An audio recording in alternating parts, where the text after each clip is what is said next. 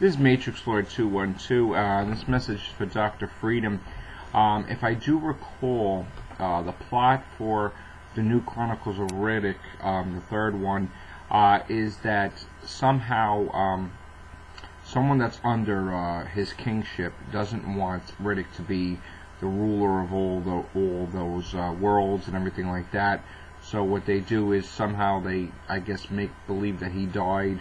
They knock him out and they throw him on some type of planet far away with no way to get back, and then someone just takes his place on the, as the ruler. But I think that's what it's about, and he's back to square one, just like in Pitch Black. I think Pitch Black he was like a criminal. The second one he became like a king, and now he's back to square one. As far as like sequels goes, I'm sure that he'll go back to that point of taking over leadership again. But that's last time I checked, that's what it was about. He had to go back to square one, back to his roots. So I can't wait for Chronicles of Riddick, the third one.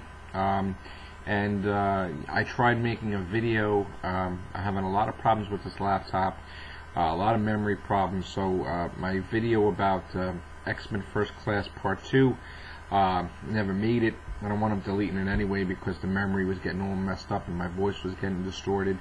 But I did state that got lost. But anyway, yeah, X-Men First Class 2 is coming. I can't wait for that, and I hope, I know what you're saying about X-Men Last Stand. That was just, well, the reason I think why they killed Cyclops in the first 5 minutes is because of that Marvel DC rivalry. The thing was that because Cyclops signed on to the DC movie to play Lois Lane's boyfriend, or husband or whatever it was, that pissed off Marvel, and they cut his part significantly to nothingness.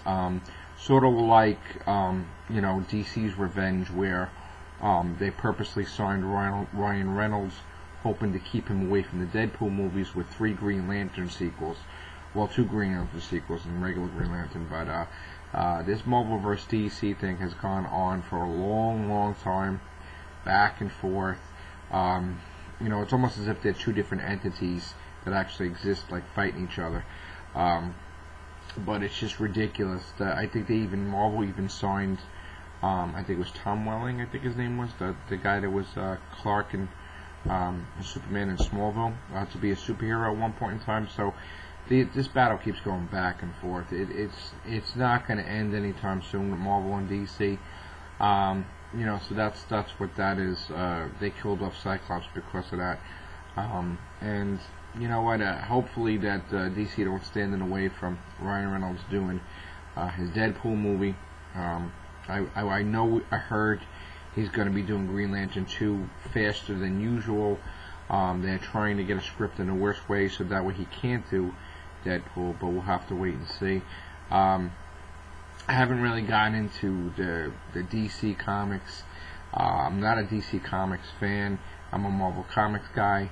I do like to watch when they have the DC movies, but at one point in time in 1987 I collected both, and I really didn't enjoy the DC Comics at all, so I just, I wasn't even collecting. It was probably like maybe a year I was collecting, and I just dumped every single DC comic there was, and just strictly stuck with Marvel.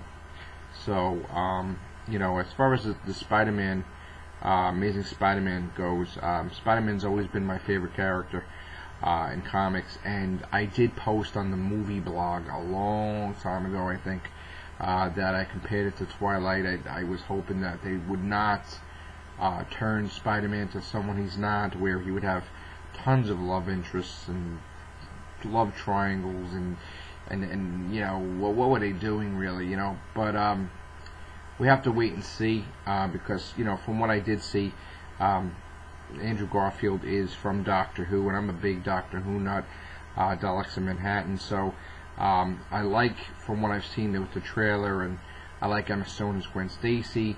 The Lizard, the guy that plays Lizard, I really don't know too much, but I am also hearing too, yes, that Norman Osborn or Oscorp is going to be heavily mentioned, probably leading into, at the end, big talk of Oscorp. So you know that Norman Osborn's going to be in the second one or third one, different actor, of course. And I just wonder if they're going to do the death of Gwen Stacy in 2 or 3, because if they're going to do it exactly like the comics, that's what would happen. So I don't know what's going to be at the end of the Avengers movie. I'm hearing rumors about cameo, about Amazing Spider-Man or something else, but we're going to have to wait and see on that. And as far as the Crow remake goes, you know, they've been trying to do that for years now, but I think it's actually, you know, in production. I'm not sure, though. You know more than me, Dr. Freedom, so I have to look at that carefully. I think RoboCop is also on its way, too. And what else that they were doing? Oh, if you find out any information on Chucky, let me know, because last I heard they were going to do a Child's Play remake, but I haven't heard anything lately. And they also, even New Line, I heard, opted out of doing Nightmare on Elm Street sequel and decided to go ahead with the Friday the 13th Part 2, which I haven't heard anything on that lately either. So, but it's funny how, you know, Freddy Krueger was their mascot, you know, their main guy, and they purchased Jason Voorhees' character from Paramount Pictures. That's why the 9th movie was from New Line. So, alright, so basically, that's the response to Dr. Freedom, as well as a few other things. Take care, bye for now. Oh, Dr. Freedom, your videos are absolutely amazing, awesome, great.